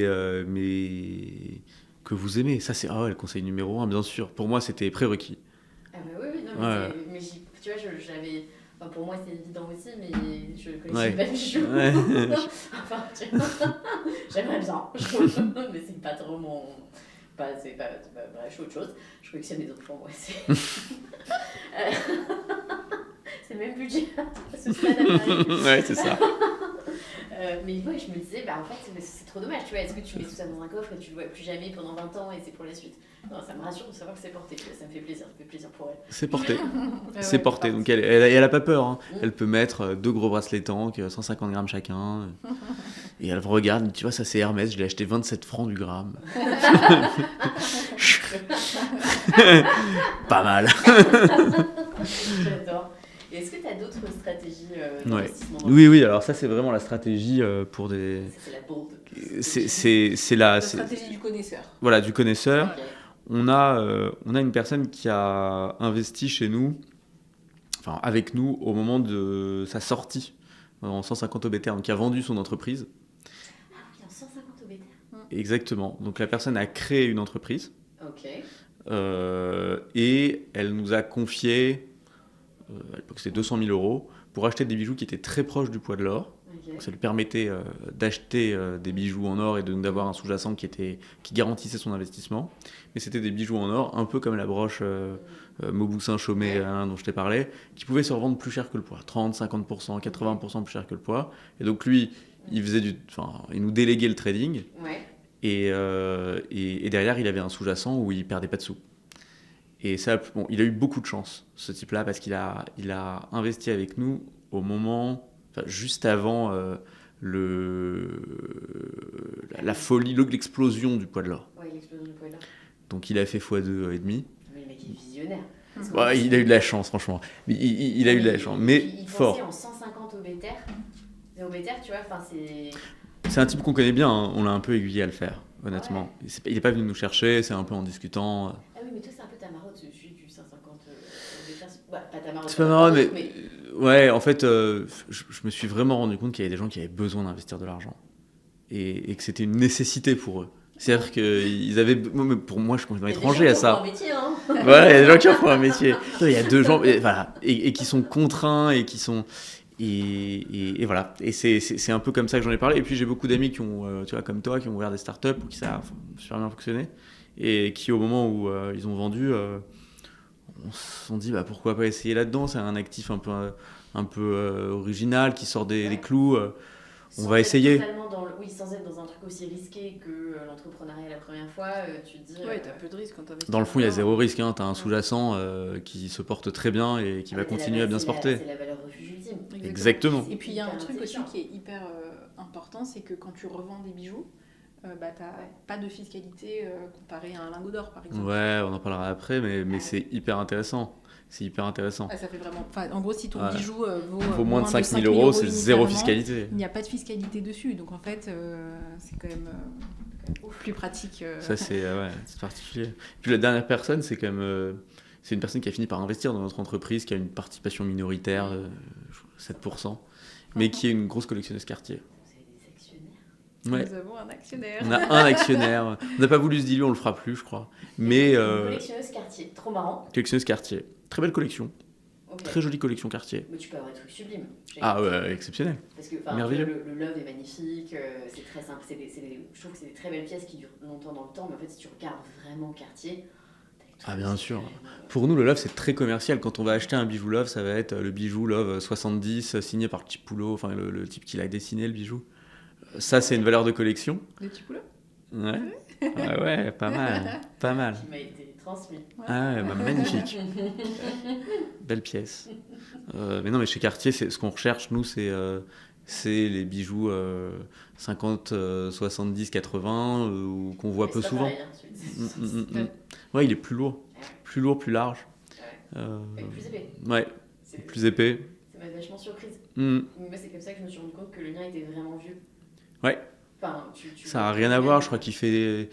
C'est un truc comme 32 ou 35 grammes ou quelque chose comme ça, le Tipoulot, alors qu'aujourd'hui c'est moitié moins lourd. Ouais, j'étais très surprise. Et tu le vois vachement en fait. Ça se sent, tu le sens le bijou. Quoi. Ouais. Et il y a un autre truc aussi qu'on n'a pas dit.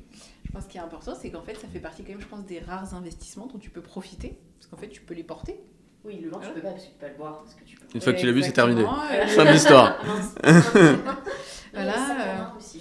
Les sacs à main. C'est vrai. Les sacs à main, c'est un très bon investissement, les sacs à main. Bon, On n'est pas capable de donner de conseils. ouais, on sait pas, on connaît pas. Ouais, Pas notre métier. Ce sera l'objet d'un autre épisode. Ah ouais. Qu'on enregistre bientôt. Oui, non, mais pour le coup, je trouve que être mono-invest, monomarque en tant qu'investisseur, je pense que Cartier, tu peux faire beaucoup mieux en termes de mono-investissement. Van Cleef. Oui. Voilà. Ah ouais. Bulgarie. Bulgarie. Ah ouais, d'accord. Voilà, la Sainte Trinité. Ouais, ok, la Sainte Trinité. Avant de passer à la suite, il est 17h28. Ouais, je le spottais. Est-ce que vous pourriez nous expliquer la fiscalité française sur les ventes de bijoux anciens ? Oui, c'est une fiscalité qui est très simple. Ouais. Pour les bijoux qui se revendent à moins de 5 000 €, il n'y a pas de fiscalité. Ce sont des biens qui ne sont pas fiscalisés. Ok. Et quand les bijoux valent plus de 5 000 €, on a deux options. La première, c'est la taxe forfaitaire, donc qui est de 6,5% sur la valeur totale du bijou. Ok. Et l'alternative, c'est le régime des plus-values des biens meubles. Ok. Donc à 36,2%, en sachant que on a 5% d'abattement à partir de la deuxième année, et donc une fiscalité qui est nulle à partir de 22 ans de possession du bijou. 5% tous les ans À partir de la deuxième année. Ok. Et donc, si au bout de 22 ans, si tu prouves que tu possèdes le bijou depuis plus de 22 ans, tu n'as pas de fiscalité non plus. Sur la plus-value, oui. Ok. Oui, d'accord. Donc si ça arrive et que tu l'as revendu, c'est marrant parce que quand tu dis 22 ans, quand tu as 20 ans, tu dis ça va être méga long, en fait ça passe ultra vite pour la détention d'un bijou en réalité. Ouais. Surtout sur ce type de bien. Exactement. Où T'achètes pour porter, souvent une vie durant. Et vous, en tant que professionnel, vous êtes soumis à des réglementations particulières. Ah oui. Notre vie est une... Quand on parle de réglementation. Notre vie est une réglementation. Ouais. Alors, le commerce de bijoux est surréglementé. Ok. Donc, déjà, on a un certain nombre d'obligations de traçabilité. Okay. Donc, tous les achats doivent être inscrits dans l'ordre d'achat dans un livre de police. Okay. Donc, il y a un registre. Un livre de police. Oui, ça s'appelle un livre de police, c'est le nom. C'est un registre où on inscrit tous les bijoux qu'on achète unitairement, Okay. avec une description assez précise, un poids. Et les coordonnées de la personne. Les coordonnées de la personne, le numéro de ses pièces d'identité. Voilà, donc ça c'est une obligation qui est vraiment complexe, qui nous prend beaucoup de temps, qui est extrêmement exigeante. C'est une obligation qui est propre au marché français. Okay. Donc si on va en Belgique ou en Suisse, on n'a pas ça et les factures suffisent. Ah, il n'y a pas ça ok. Ouais. En ce qui concerne nos achats, on n'a pas le droit d'acheter 1 € en espèces. Pas un seul euro. Donc on fait des chèques ou des virements bancaires à partir du premier euro. Pareil, ça c'est pas du tout le cas Okay. ni en Belgique, ni en Suisse, ni en Allemagne, bien sûr. Okay. En termes de réglementation aussi, on a une réglementation spécifique qui a un peu évolué, mais historiquement, notre marge, en fait, on a ce qu'on appelle la TVA sur la marge. Donc voilà, on calcule notre TVA sur la marge entre l'achat et la vente.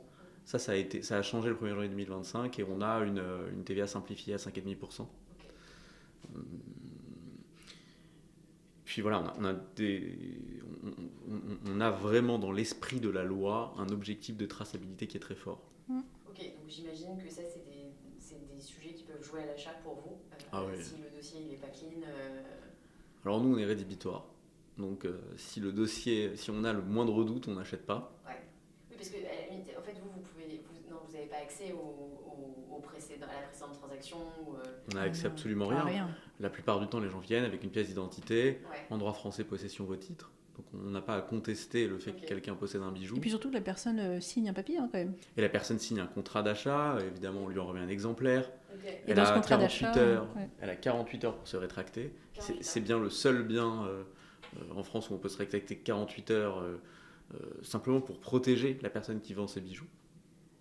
C'est pas beaucoup 48 heures. Pour un contrat qui est fait en présentiel, c'est beaucoup. C'est le seul bien en France comme ça. Okay.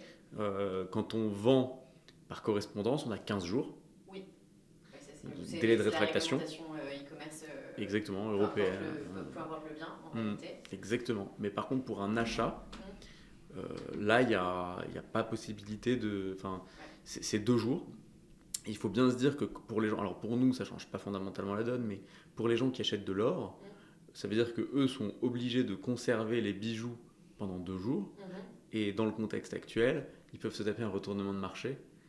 Ça nous est arrivé sur un petit dossier, là. Un petit, oui. Oui, bon. Ça nous est arrivé sur un dossier. L'or, au moment de la guerre en Iran, l'or a explosé à la hausse. Et puis ensuite, ça s'est effondré. Et on a acheté à ce moment-là. Non, mais c'était cette histoire elle est assez impressionnante parce qu'en fait, on a fait le chèque, on a ouvert la porte à la cliente et l'or s'est cassé la figure. C'est-à-dire qu'en fait, on a perdu pas mal d'argent en l'espace de 3 heures, quoi. Enfin, c'était incroyable. Bon, heureusement, c'est pas des choses qui arrivent souvent, mais... Oui, là, ça faisait quand même un moment que l'or, ça montait. Une espèce de correction, quoi. Ouais, mais tu vois, une perte de 20 000 euros mais les prises de sur une bénéfices dans journée, l'or, c'est quand même énorme, quoi. C'est le courant d'air, je comprends. C'est ça.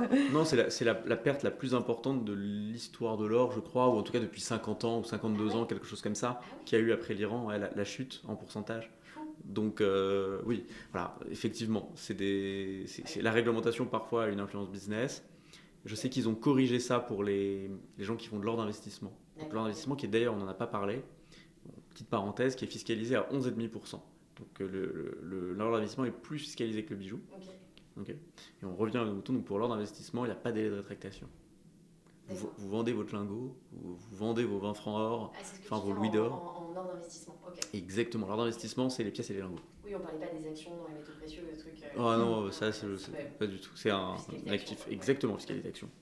Donc, voilà, ça, c'est la fiscalité. La réglementation est très complexe, très lourde, et elle protège beaucoup le vendeur. Ok. Bon, t'as envie de dire... Honnêtement, ça se comprend. C'est toutes ces histoires de traçabilité, ça me fait penser à tous les sujets d'éthique. Alors, il y a le sujet d'éthique sur les pierres, on y viendra peut-être. Il y a le côté de la durabilité aussi. Est-ce que vous pensez que le marché des bijoux anciens, ça contribue à toutes ces... En fait, c'est un cercle vertueux. Je pense qu'il y a tout ce sujet de... Pas du greenwashing dans le luxe, parce que l'artisanat est tellement présent dans cette industrie que... elle n'est pas trop, en tout cas je trouve pas dans le bijou, elle est pas taxée de surproduction. Ouais. Mais je trouve que ce côté, je me demande si le bijou ancien contribue un peu à la durabilité de l'industrie. De facto, en fait, personne va avoir personne va avoir l'idée de mettre sa bague à la poubelle parce qu'elle est usée, si elle est en or et en diamant. C'est bien donc, on est Ouais. sur des biens durables par excellence. Ouais. Néanmoins, je pense que personne non plus n'achète un bijou à 25 000 euros en pensant à la planète. Ouais, c'est en ce que se disant, j'allais mon dire. Dieu, c'est merveilleux, je vais pouvoir faire perdurer ce bijou. Ça n'existe pas. Donc voilà, exactement. Il y a beaucoup d'acteurs aujourd'hui qui sont entrés sur le marché un peu par opportunité et qui mettent en avant la circularité ou qui disent oui, aidez-nous à préserver cette histoire millénaire de pierre et d'or. Ça va. Arrête d'insulter mon intelligence, s'il te plaît. Vous sentez que Manu, ça fait 1h30 qu'il est enregistré en fait. Il en a marre de moi. Non, mais parce que c'est des gens qui se lancent sur c'est de la plateforme de seconde main, donc en fait ça vaut assez pour les vêtements, je pense. Ouais. Le nombre de fringues neuves qui sont vendues. Ouais, c'est 100% Là, c'est vraiment spécifique à la joaillerie. Ouais, c'est ça. Oui, on est d'accord. En fait, c'est que sur la joaillerie, il n'y a pas de sujet. Sur la joaillerie, il n'y a pas de sujet, ça ne devrait pas être le sujet. Ouais. L'argument principal d'achat pour le kidam de bijoux anciens, c'est le prix. On va pouvoir faire une économie sur le prix sur un bijou classique. Ouais. Voilà. Donc c'est l'argument. Il y a vraiment le côté. Pour moi, il y a 2 arguments hyper importants. Il y a le côté j'ai fait une bonne affaire. Ouais.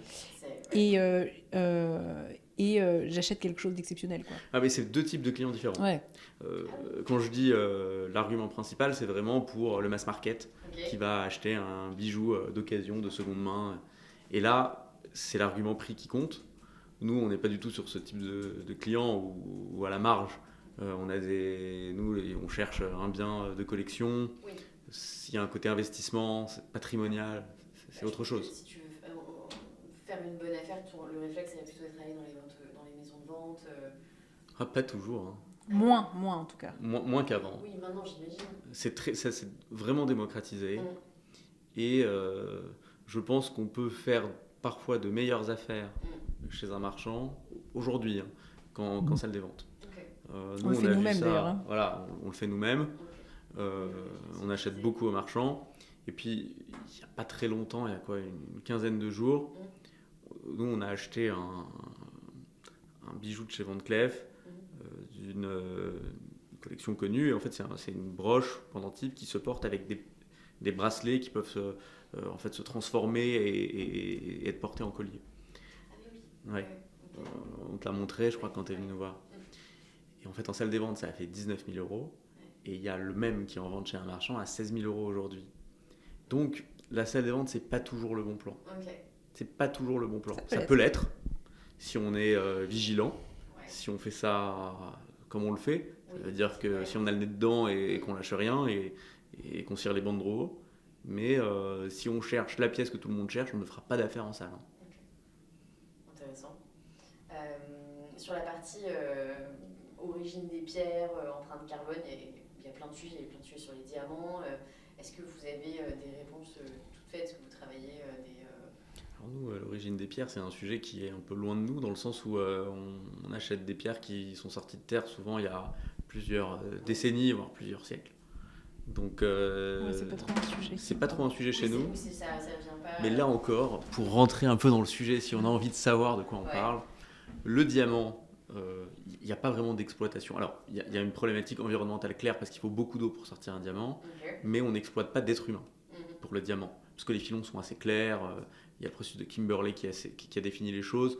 Les mines de diamants sont faites de telle manière que globalement, on n'exploite pas d'être humain. Par contre, pour les pierres de couleur, ce sont des petits filons. Pour pouvoir y accéder, il faut être tout menu, ou alors avoir entre 6 et 9 ans. Donc globalement, celui qui vous parle pour un beau saphir au Sri Lanka, machin, souvent c'est des femmes ou des enfants, adolescents qui vont aller chercher les pierres. Et ça, c'est structurel. Hein.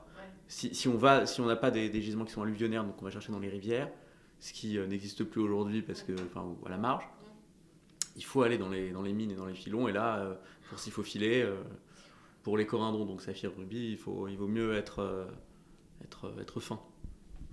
Voilà. Donc ça, c'est des trucs que tu donc voilà, mais nous on est quand même assez loin de ces problématiques parce que le bijou arrive, il a déjà eu une vie avant. Oui.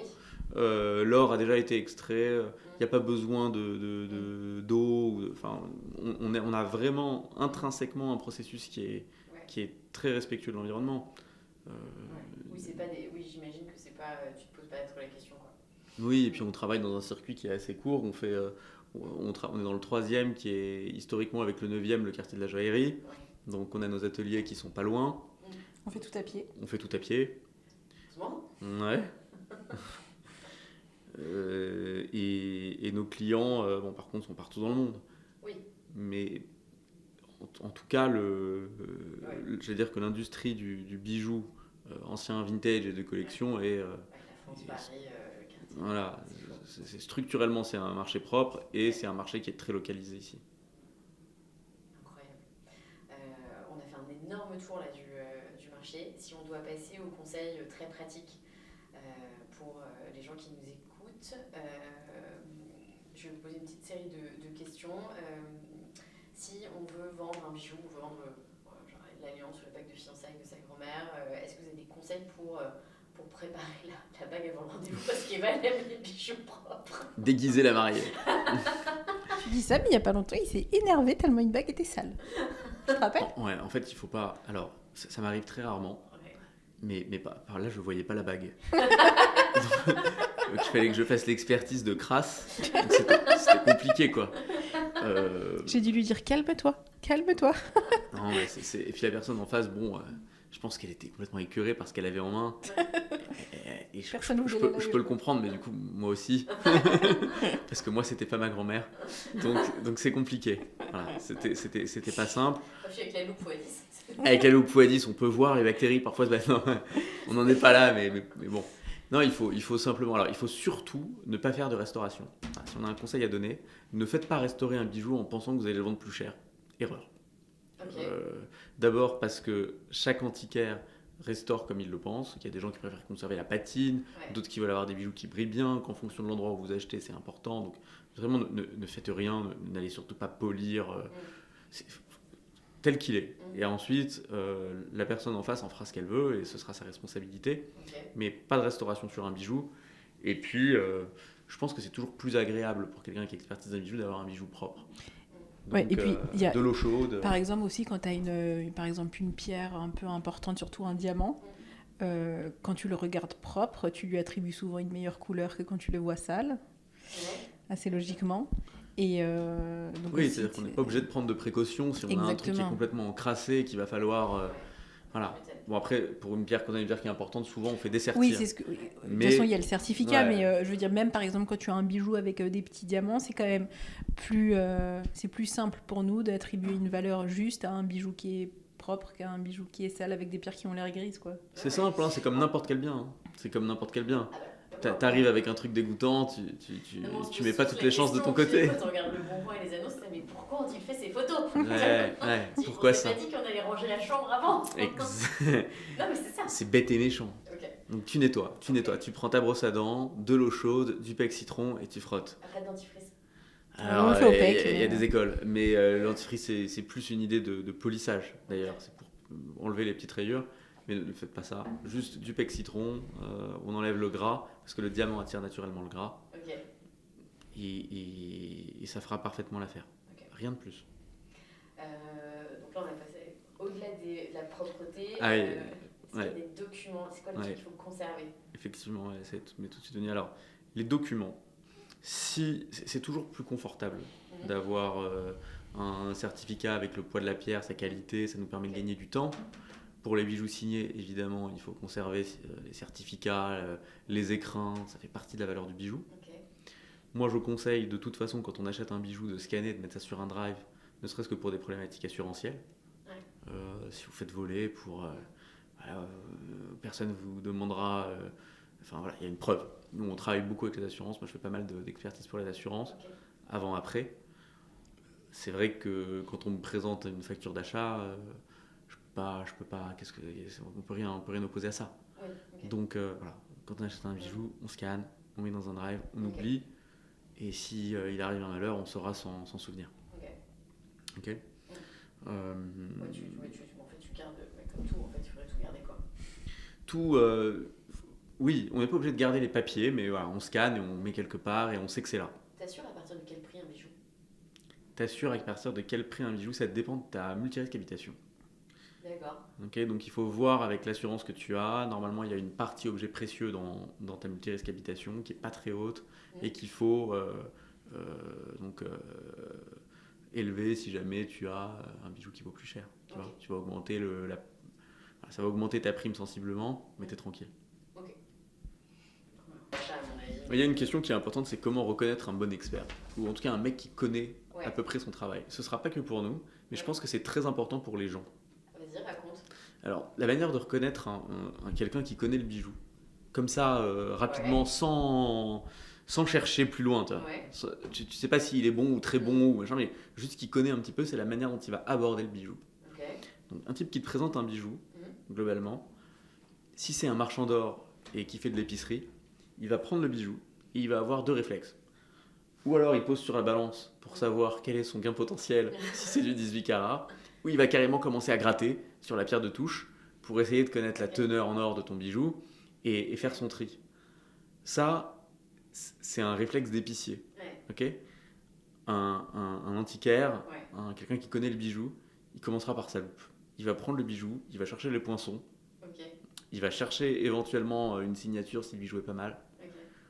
Avec les poinçons, il saura te dire quel est le titre, il confirmera après, parce que on n'est jamais sûr de rien, avec soit son spectro s'il a la machine qui peut te donner le titre exact, soit à la pierre de touche. Voilà. Mais globalement, il commencera à la loupe. Oui. Donc D'accord. quand tu vas chez quelqu'un et qu'il commence à gratter ou à peser, mauvais signe. S'il y a un bon bijou, Ouais. une bonne signature, un bon atelier, il ne le prend pas en considération. Il te le dit, Poids de l'or. Ok. Bah, c'est un bon tips. Ouais. Tu vois. Ouais. Il y avait une question sur qu'est-ce que vous répondez aux critiques concernant les marges des intermédiaires, les spéculations sur des bijoux soi-disant sentimentaux. Qu'est-ce que c'est un bijou sentimental? Ce bijou qui a appartenu à ta mamie et que pense. tu vas... Ouais. Alors... Ça veut dire quoi les marges des intermédiaires? Bah, tu sais, moi par exemple, je suis en tiers de confiance. Vous aussi. Oui. On sélectionne des opportunités, on les revend. Ouais. Et comme dans très souvent, parce qu'on va reprocher aux gens de marger. Ok, alors non, nous je pense qu'on a une approche assez sympa par rapport à ça, parce que déjà quand les gens viennent te vendre, il y a tout de suite une notion d'argent. Bien sûr. Donc l'argent n'est pas un tabou, c'est très plaisant. Ouais. La plupart des gens qui viennent nous voir sont très compréhensifs et intelligents. Dans le sens où ils savent très bien que s'ils font appel à ton service, c'est que tu dois gagner ta vie aussi. Donc ça, franchement, il n'y a aucun problème à le dire. Enfin, voilà. Et de notre côté, nous, on est hyper transparent quand on achète. Et pour les gens qui ont besoin de le savoir, on explique toujours quelle est la nature des frais qu'on a derrière, puisque nous, on vend que des bijoux qui sont restaurés. Okay. Donc on a des coûts de restauration. Okay. On a des coûts de stockage, de sécurité et d'assurance, puisqu'on garde les bijoux chez nous. On a aussi des coûts en lien avec la mise en vente, puisqu'en fait tous nos bijoux ils sont pris en photo sur fond blanc, parce qu'on vend principalement en ligne. Ils sont pris en photo portée sur quelqu'un, ils sont pris en vidéo. On vend chez nous, mais on vend aussi à travers des marketplaces qui prennent entre 10 et 15% de commission. Quand on vend, on a 5,5% de TVA aussi. Donc en fait, on explique très clairement aux gens. En fait, on leur donne une estimation. On leur dit combien est-ce qu'on pense pouvoir vendre ce bijou et combien est-ce qu'il nous reste à la fin et donc combien on est capable de leur donner pour gagner un petit peu notre vie aussi, quoi. Okay. Voilà. Donc il n'y a vraiment pas de... Enfin, nous, on est hyper transparent par rapport à ça. Bon, ça marche. Est-ce que... J'avais envie de parler d'une fois, là, vous avez dû refuser d'acheter un bijou parce qu'on n'a pas fait le cas du mec qui a trouvé un diamant de 4 carats dans la forêt. C'est quoi cette histoire? Ouais. C'est une vraie histoire. C'est une blague? Non, c'est une vraie histoire. Et le type était hyper sérieux. Et donc un gars m'appelle un jour et il me dit voilà combien ça vaut un gréement 4 carats, la pierre elle est NR ici, donc ça c'est des caractéristiques machin. Ouais. Moi je donne un prix, il me dit bon écoutez je suis très content, je voudrais vous rencontrer et moi je sais pas pourquoi. Ouais. Je pose tout de suite la question, je dis mais alors comment est-ce que vous avez un diamant comme ça, ça appartenait à qui, à votre grand-mère? Ah non, je l'ai trouvé dans la forêt. Ok. Cherchez des trucs, laisse-moi un diamant. Ok. Je dis mais dans quel coin, parce que je vais y aller moi aussi. Il me dit non mais moi je sais où regarder. Bon alors quand on a des cas comme ça, clairement on n'achète pas quoi.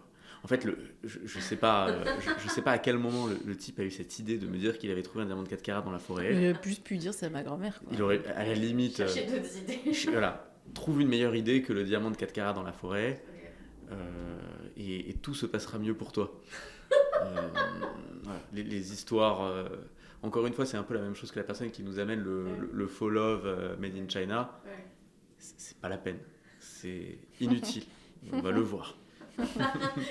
Oui, je rappelle, Manu a une loupe x10. Bon, on a fait un tour énorme là, genre. Vraiment, c'était génial. Merci beaucoup à tous les deux parce que merci à toi. C'était trop bien. Merci beaucoup. Comment est-ce qu'on vous contacte si on a envie de vendre des bijoux, de faire expertiser, etc. Alors le 06. Ouais, alors nos coordonnées, on peut les trouver sur internet. Ouais. On a un site internet sur lequel on peut aussi nous envoyer un message, un email, et puis on répond dans les 48 heures. Ok. Ouais. Puis on prend rendez-vous. Généralement, on demande aux gens de nous envoyer des photos avant pour savoir si ça rentre dans le spec de ce qu'on achète, pour pas qu'ils se déplacent pour rien. Et en ce qui concerne la vente de bijoux, le site est en cours de construction. Ouais, en cours de refonte. Ouais. De refonte. Ouais, de refonte. Ouais, il sera prêt dans un... Ouais, et moi, j'ai eu la primeur de voir les pièces qui vont être dessus là. Vraiment, on s'est pas donné de la tête. Ouais, il y a de jolies choses. On se bat pour ça, pour avoir une très belle sélection. C'est magnifique. Bon, encore merci à tous les deux, merci à vous tous. Merci beaucoup. Je vous dis tous à très bientôt pour un nouvel épisode d'Argent Compté.